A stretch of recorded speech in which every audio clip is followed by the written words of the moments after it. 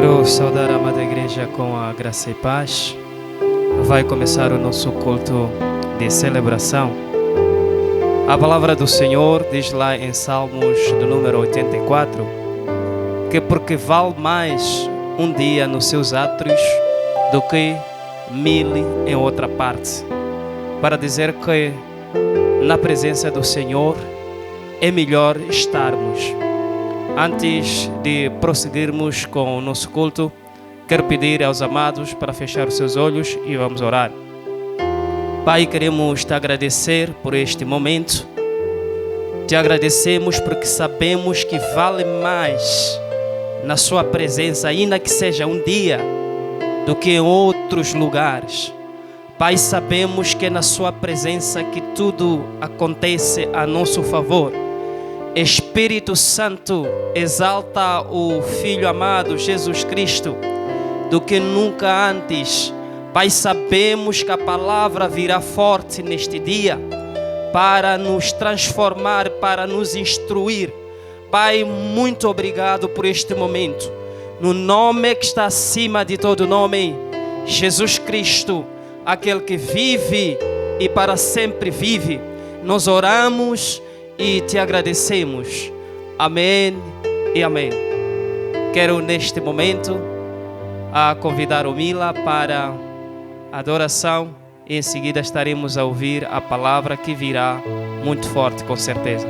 Mila, por favor.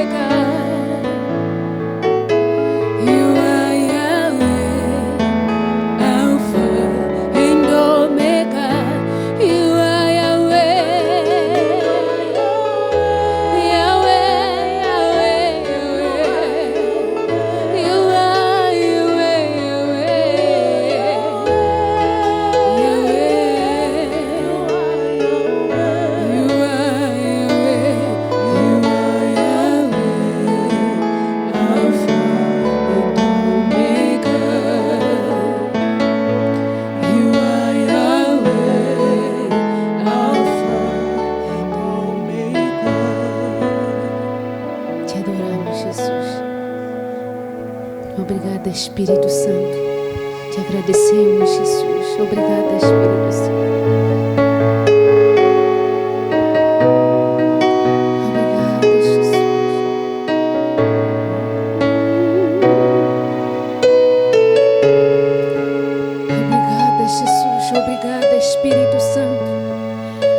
Obrigada, Jesus. Obrigada, Jesus. Obrigada, Espírito Santo. Porque dele, por ele, para ele são todas as coisas. Porque dele, por ele, para ele são todas as coisas.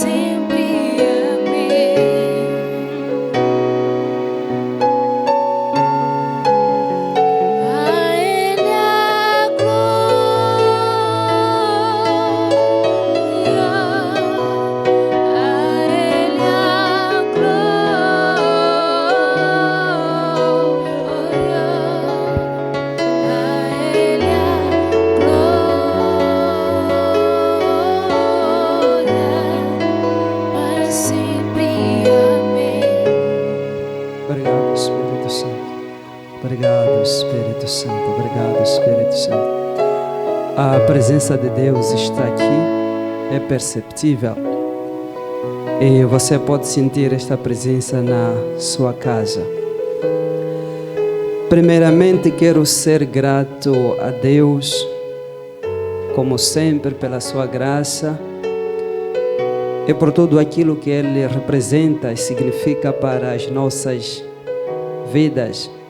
Em seguida, saudar os amados, abençoados, dignidades, Igreja do Senhor, com a graça e paz,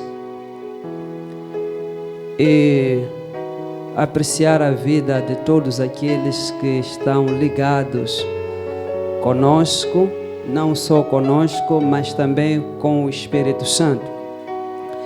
Nós amamos estar com você, já estamos em sua casa, é grande bênção estarmos juntos.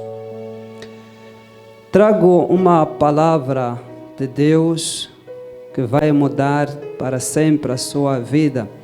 Se eu não tivesse ouvido de Deus, pode ter a certeza que eu não estaria aqui. O que estarei a trazer vai mudar a sua vida para sempre. Então, vamos rapidamente para a palavra de Deus. Quero ler 2 textos paralelos. Marcos capítulo 4, o versículo 38. Mateus capítulo 14 e o versículo 32. Vamos fazer uma combinação dessas duas passagens. Diz assim a palavra de Deus em Marcos capítulo 4, o versículo 38. E ele estava na popa, dormindo sobre uma almofada. E despertaram-no, dizendo-lhe: Mestre, não te importa que pereçamos? Mateus 14, 32. E quando subiram para o barco, acalmou o vento. Fecha agora os seus olhos, por favor. E estarei a orar. Pai querido e amado, vivo e verdadeiro, queremos te agradecer nesta manhã, queremos te agradecer neste dia. Pai, fala para as nossas vidas, fala para cada um de nós. Pai, sabemos que não é só do pão que o homem vive, mas de toda a palavra que sai da sua boca. Amado Espírito Santo, glorifica a Jesus como nunca antes nesta ministração do céu. A expectativa é maior. Fala, Papá, para cada um de nós de uma maneira específica, objetiva, clara, simples, mas também compreensível. E como sempre, no final do dia, vamos tributar para Ti a honra e a glória. E no nome que está acima de todo nome, Jesus Cristo, Filho de Deus, que nós oramos e agradecemos. Amém, amém. O tema de hoje é Cristo nas tempestades da vida. Cristo nas tempestades da vida. Começo dizendo que as tempestades existem. Negar a existência das tempestades é negar a realidade. Negar a sua existência é se colocar na posição de desvantagem. Negar a existência das tempestades é aceitar a desgraça e estar em grande perigo. Aqui onde nós acabamos de ler, nesses 2 textos, nós encontramos ali 2 experiências de tempestade que os discípulos passaram. Lá em Marcos, onde nós acabamos de ler, o Senhor Jesus diz: passemos para a outra banda. Passemos para a outra banda. Extremamente importante. Voltarei para isso. E a palavra de Deus vai nos dizer que durante a viagem, quando eles menos esperavam, surgiu do nada uma grande tempestade. E eles despertaram o Senhor Jesus Cristo. Coisa curiosa, a palavra de Deus diz que o Senhor Jesus Cristo estava a dormir em meio a tempestades.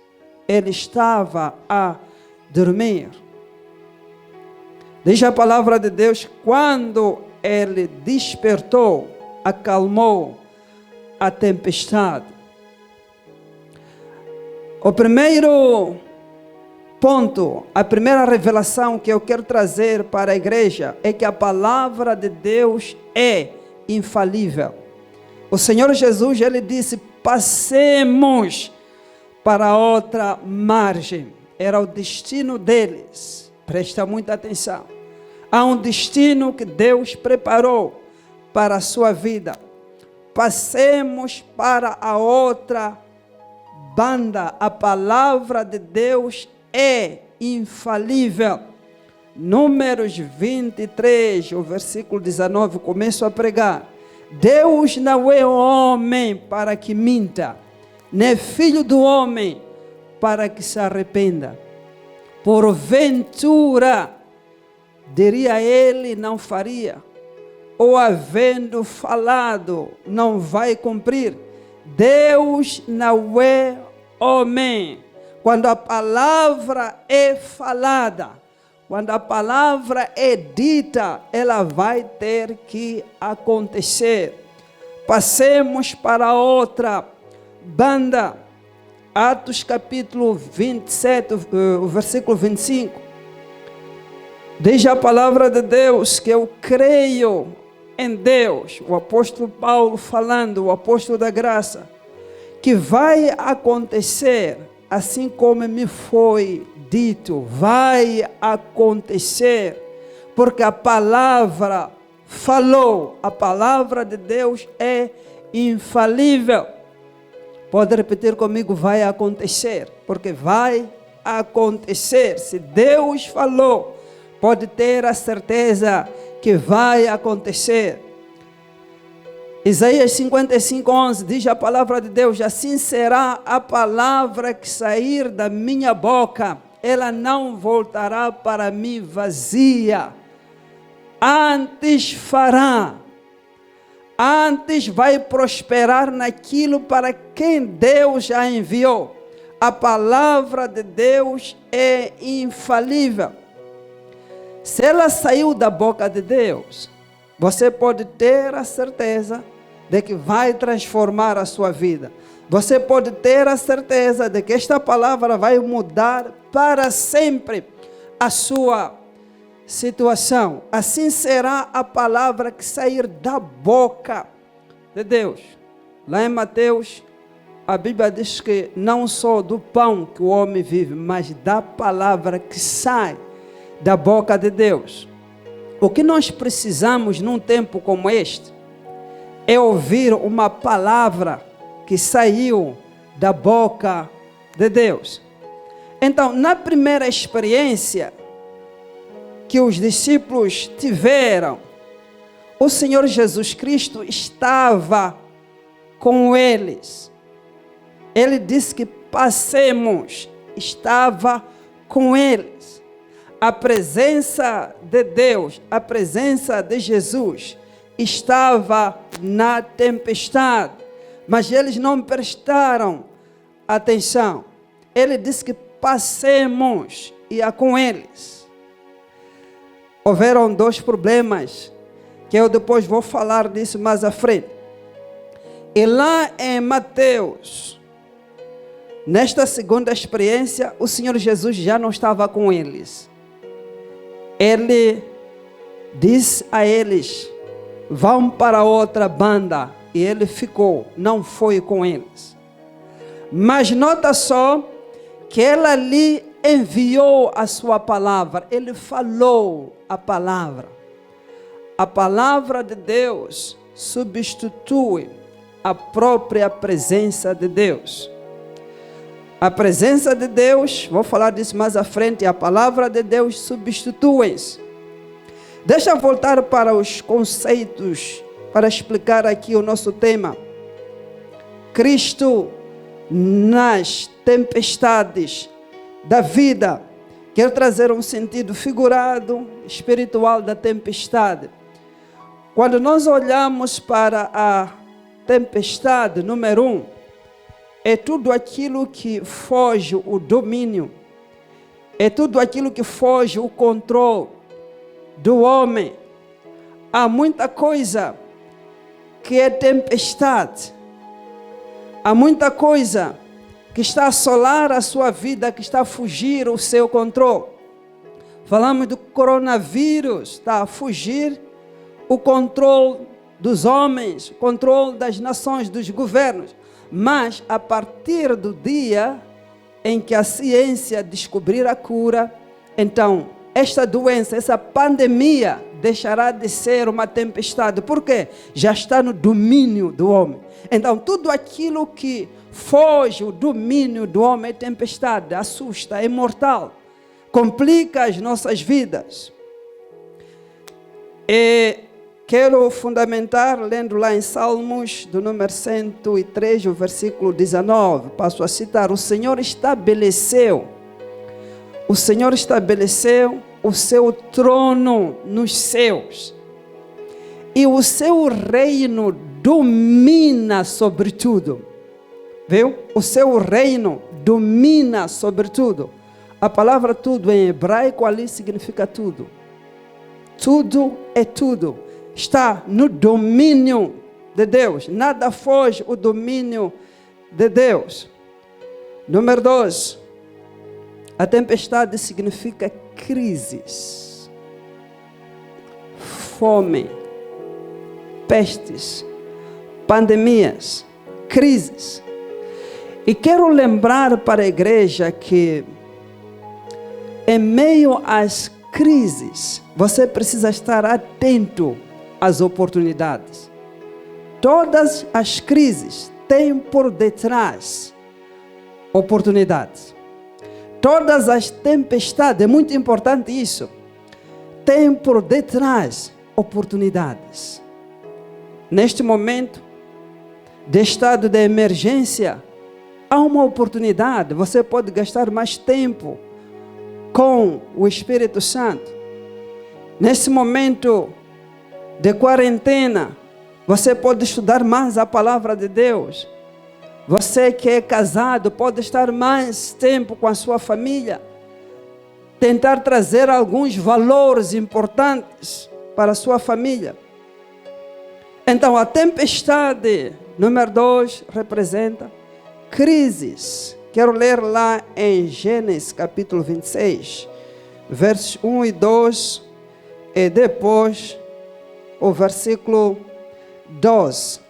Na verdade vou citar. A Bíblia diz que havia fome na terra, como nos dias de Abraão. Isto aconteceu nos dias de Isaac. Houve fome. E diz a palavra de Deus que Isaac estava para fugir. Isaac avaliou a situação e chegou à conclusão de que aquilo era impossível. A única saída era fugir. É só imaginar essa pandemia. Se você tivesse um sítio para fugir, acredito que você iria. E nesta situação, quando ele pensava isso, diz a palavra de Deus. Deus aparece e diz que Isaac não deixa para o Egito. É de falar disso mais importante. Uma das coisas que você precisa quando estiver a passar por tempestades é ouvir a voz de Deus. Muitos falham ali, preferem ouvir a voz das circunstâncias e não atentam para a voz de Deus. Deus disse que não desce para o Egito. O Egito representa a razão, aquilo que nós podemos resolver baseado na nossa própria capacidade. O Egito representa o mundo, as nossas fórmulas para chegarmos aos resultados. Deus diz que não vai ser dessa maneira. No versículo 12, a Bíblia diz que Isaac semeou naquela mesma terra, naquele mesmo lugar que era terrível. E a Bíblia diz que ele colheu porque o Senhor o abençoava. Naquela tempestade ele colheu. Número 3, a tempestade representa batalhas de fé. Lá em Judas, versículo 3, a última parte, fala de batalhar pela fé que uma vez foi confiada, foi dada aos santos. Nota, é batalha de fé. A igreja é chamada para batalhar pela fé, para estar envolvida numa batalha de fé. Deixa eu explicar um pouco o que é isso de batalha de fé, porque muitos pensam que batalha de fé é lutar com demônios, é lutar com o diabo. Escuta, o diabo foi eternamente vencido. O diabo, os seus agentes, os seus demônios foram eternamente vencidos, derrotados. Você não pode lutar com coisas que já foram vencidas. Então, a tempestade representa, por fim, as batalhas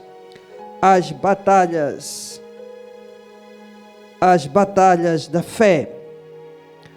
Volto para o nosso texto básico para estabelecer algumas verdades.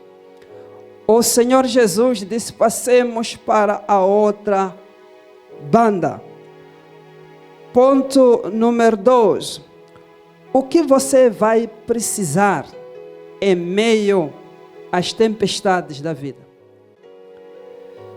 O que você vai precisar, número 1, na verdade, vai precisar uma das 4 coisas que estarei a falar. Estarei a falar de 4 coisas.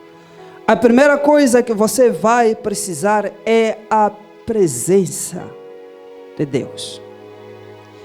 E deixa eu clarificar isto. Essa presença é uma presença manifesta, não é uma presença geral, universal. Deus está em todo sítio. Mas já a presença manifesta, não. A presença manifesta varia de uma pessoa para outra pessoa. A presença de Deus manifesta varia de um lugar para outro lugar. Há lugares onde a presença de Deus é forte. E há lugares que você vai e não consegue perceber a presença de Deus. Há crentes que têm mais a presença manifesta do que outras. E vou explicar o segredo, onde é que está a diferença. Então, a primeira coisa que você vai precisar é a presença de Deus.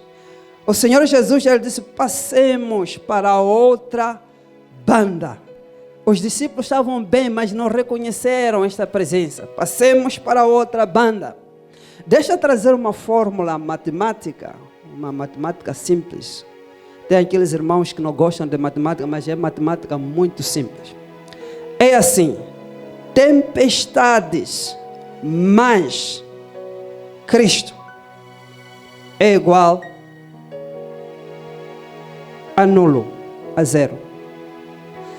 Em outras palavras, quando Cristo está presente na tempestade, a tempestade não tem efeitos. Não pode produzir efeitos negativos. Tempestades mais Cristo igual a efeitos negativos. Deixa eu ler a palavra de Deus lá em Isaías para fundamentar isto. Isaías capítulo 43, o versículo 2. Você pode acompanhar comigo, pode ler. Quando passares pelas águas, estarei contigo. Viu? E quando pelos rios eles não te submergirão, quando passares pelo fogo não te queimarás, nem a chama arderá em ti. Efeitos zero. Tudo anulado por causa da presença de Deus. Ele diz que eu estarei contigo. Tempestades mais Cristo igual a zero. As tempestades mais Cristo não vão fazer nada. Por isso que eu tenho dito, deixa o coronavírus vir na sua vida, não terá efeitos. Não terá. É só acreditar nisto. Toda tempestade, todo problema, mais Cristo, efeito zero. A segunda fórmula que eu quero lhe dar: tempestades menos Cristo, menos a presença de Deus, igual a tempestades sem solução, igual a tempestades permanentes. Tempestades não cessam. A partir do momento que nós subtraímos Cristo, as tempestades não cessam.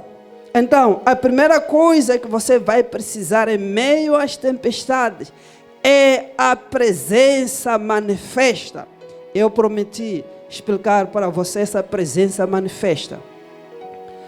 Para você ter a presença manifesta, vai precisar de duas coisas. Duas coisas muito importantes. A primeira coisa que você vai precisar é aumento da graça. 2 de Pedro 1:2. A Bíblia diz, fala de aumento da graça. Pelo conhecimento de Deus e de Jesus Cristo, nosso Senhor. Então, o nível da graça atuante na sua vida vai aumentar a presença manifesta. É a graça. A segunda coisa é a fé. O maior problema que os discípulos estavam a ter era a falta de fé, porque o Senhor olha para eles, Ele diz, onde é que está a vossa fé? A fé está onde? Então, duas coisas que ativam esta presença manifesta. E para ter a presença manifesta é trabalho. Ela difere de uma pessoa para uma outra pessoa. Difere de um homem de Deus para um outro homem de Deus. Dali que, homem de Deus, você não precisa de relaxar. Muitos homens de Deus estão a dormir. É o tempo para acordar. Se é que você vai ter a presença de Deus, você precisa de semear essa presença. A presença manifesta. É esta que faz toda a diferença. Então, o que você vai precisar é a presença manifesta na sua vida.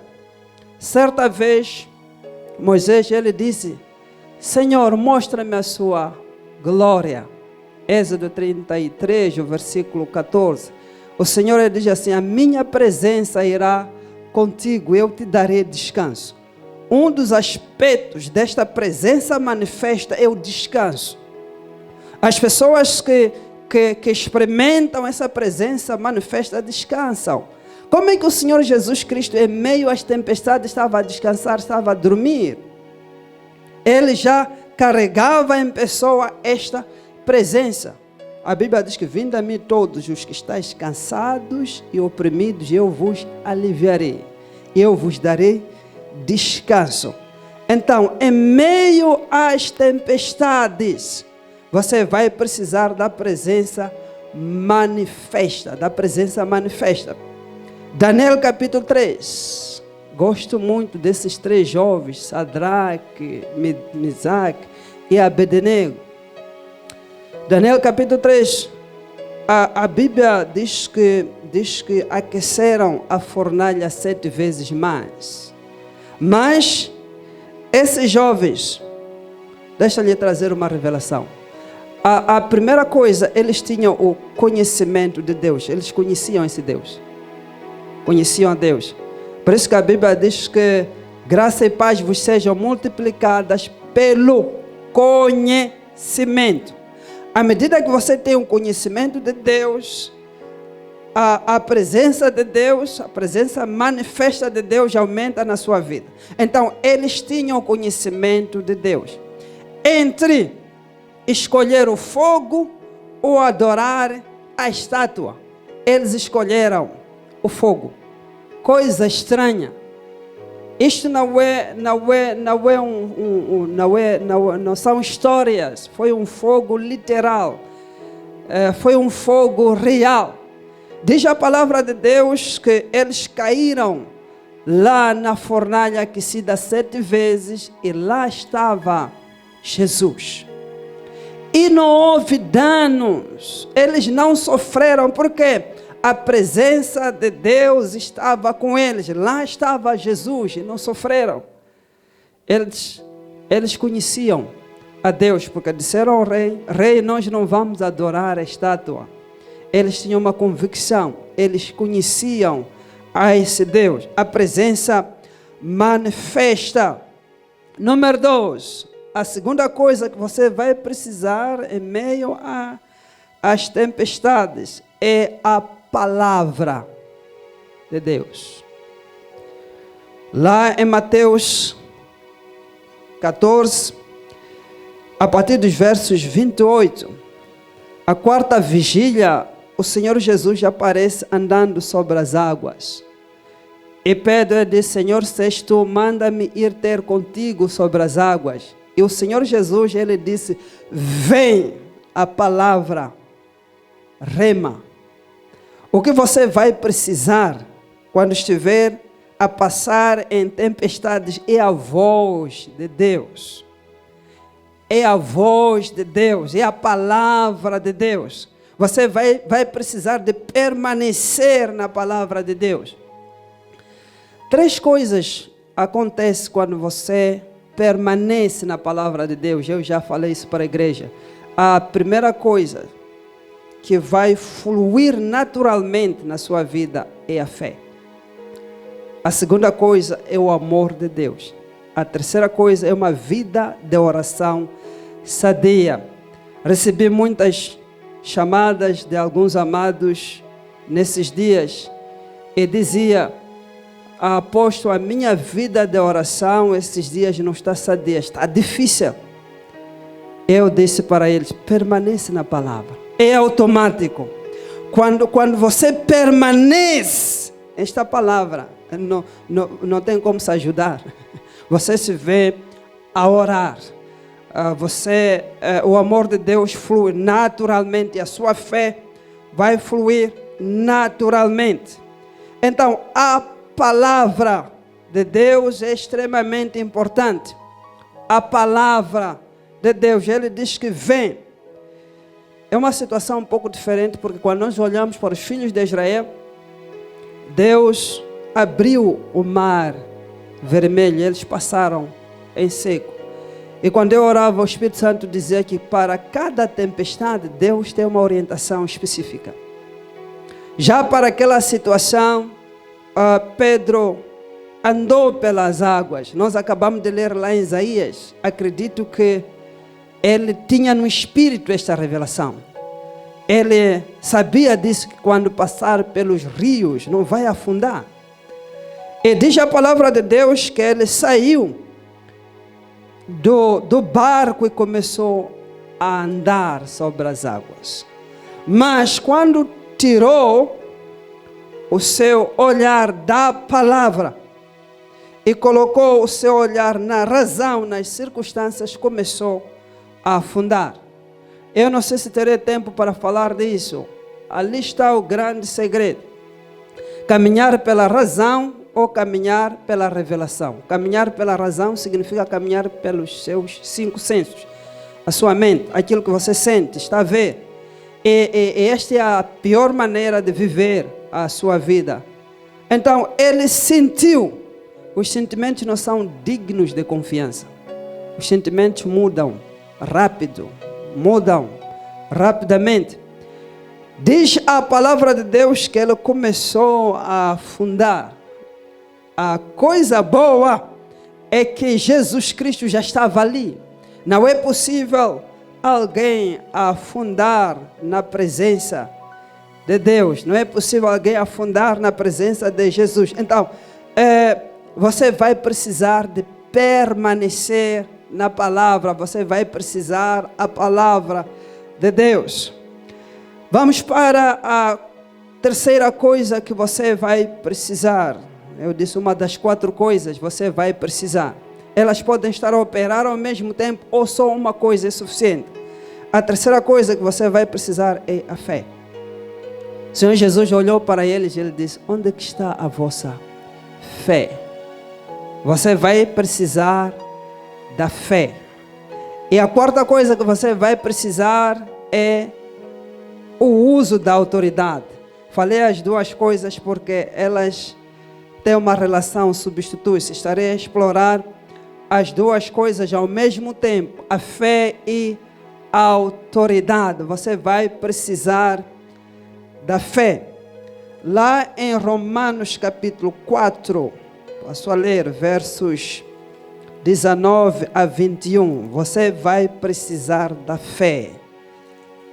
Vai precisar da fé e vai precisar de usar a sua autoridade. Quero gastar um tempinho aqui. Romanos 4, o versículo 19 até 21. E não enfraqueceu na fé, nem atentou para o seu próprio corpo já amortecido, pois era já de 100 anos. Nem tampouco para o amortecimento do ventre da Sara, e não duvidou da promessa de Deus, da palavra, da aliança, por incredulidade, mas foi fortificado na fé, dando glória a Deus, estando certíssimo de que o que ele tinha prometido também era poderoso para fazer. Veja só, a fé de Abraão não foi fraca, não foi enfraquecida. Ele ficou forte na fé. Por isso que o Senhor Jesus olha para eles e diz: onde é que está a vossa fé? Pessoas de pequena fé afundam em meio às tempestades. Então, tudo o que você precisa é a fé, precisa da fé. Segundo aos Coríntios 5, 7, a igreja conhece a Bíblia, diz que andamos por fé e não por vista. Em meio às tempestades da vida, o que você precisa fazer é dar o primeiro passo. E você pergunta, depois de dar o primeiro passo, fez bem por ter perguntado, dá o segundo passo. E depois, as coisas não estão a dar certo, dá o terceiro passo. E há de ver que as coisas vão funcionar. É uma caminhada de fé. A fé não aceita, não considera o amortecimento, não aceita as tempestades. É o que a Bíblia diz: não atentou, despreza. A fé não aceita o natural, a fé só aceita aquilo que é do Espírito. Andamos por fé e não por vista. Um denominador comum, uma coisa em comum entre o uso da fé e o uso da autoridade neste exercício é a fala. A fala é extremamente importante. Sei que você vai usar a sua fé, vai precisar da fala. Sei que você vai usar a sua autoridade, vai precisar da fala. O Senhor Jesus, Ele falou a palavra. Ele diz que aquieta-te. E houve bonança. Ele falou e as coisas aconteceram. Quero recuar para o início, Gênesis capítulo 1, versos 1 até 3. Ali nós conseguimos ver a lei da primeira menção. A lei da primeira menção. A Bíblia diz no versículo 2 que a terra era sem forma, era vazia, era um caos, era uma tempestade autêntica. Diz a palavra de Deus, e disse Deus, haja luz. Deus falou aquilo que ele queria e acreditava. Muitas das vezes, em meio às tempestades, nós começamos a descrever as tempestades. Ao invés de falarmos aquilo que nós cremos, este é o princípio, nós precisamos de falar aquilo que nós acreditamos, não aquilo que nós estamos a ver. Por isso que a Bíblia diz que andamos por fé, não por vista. O natural é nós descrevermos aquilo que nós estamos a sentir. O natural é descrevermos aquilo que o país está a passar. O natural é descrever aquilo que nós estamos a ver, como é que vai ser a vida amanhã, e falamos isto. Deus falou aquilo que Ele queria que acontecesse. E no versículo 27, onde eu queria chegar, nós encontramos ali a intenção de Deus. A intenção original de Deus. Ele disse, façamos o homem a nossa imagem, segundo a nossa semelhança. Eu pensava que a imagem e a semelhança de Deus é a mesma coisa. Não é a mesma coisa.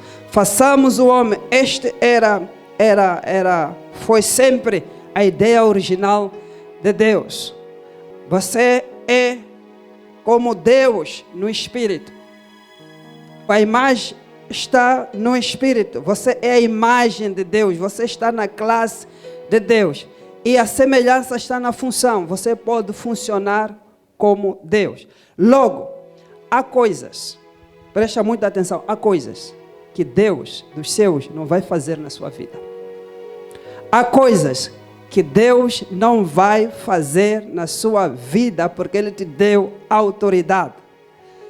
Ezequiel 37, versos 4 e 7 me interessa muito. Mas no versículo 1 a Bíblia diz que eram ossos secos, era uma tempestade. Coisa difícil. E Deus traça um princípio. Pergunta ao profeta, filho do homem, esta situação pode mudar? Filho do homem, poderão viver esses ossos?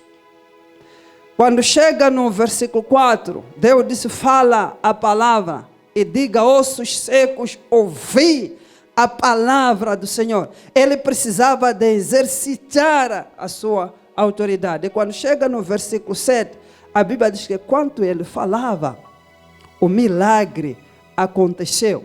Então Deus criou o homem à sua imagem, segundo a sua semelhança. O homem na classe de Deus, para funcionar como Deus. Essa foi sempre a ideia, a intenção original de Deus. Por isso que a Bíblia lá em João 10:35, a Bíblia diz, vós sois deuses. Você sabia que você é Deus? E há coisas que os deuses não podem permitir nesta terra. Há coisas que não têm nada a ver com Deus. Alguém dizia, não, esta situação que está a assolar o mundo, é Deus que está a julgar. Deus está a pesar a sua mão sobre o mundo. Eu já disse que Deus não tem nada a ver com isso. Porque Ele deixou deuses aqui na terra.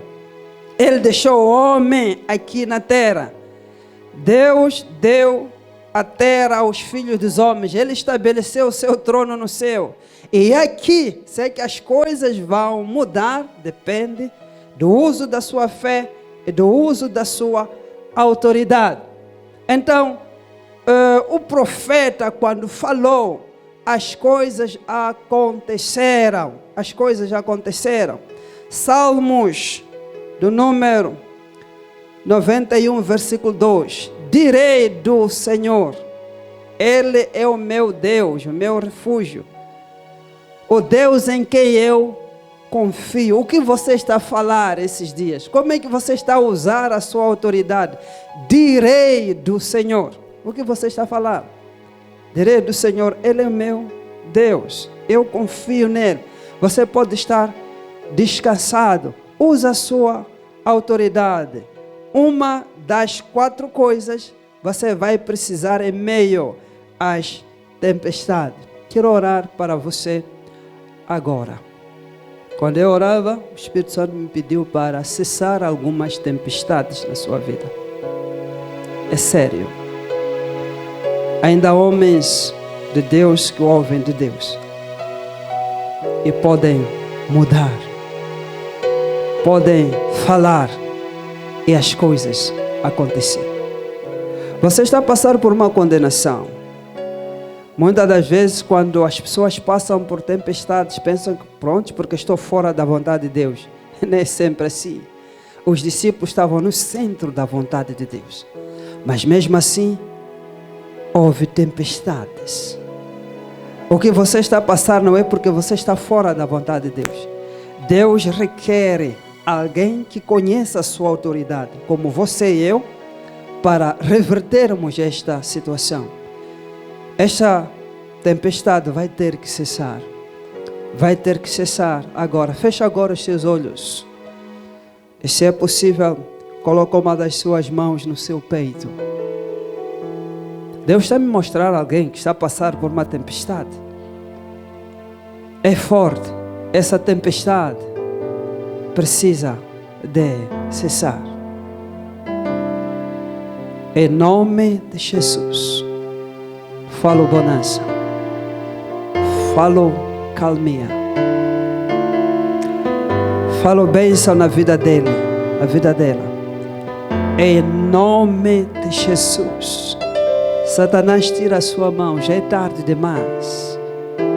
Falo cura, falo prosperidade. Em nome de Jesus. Nós oramos e agradecemos. Amém e amém. Muito obrigado, meu abraço. Vou devolver a palavra para o nosso querido pastor. Muita bênção.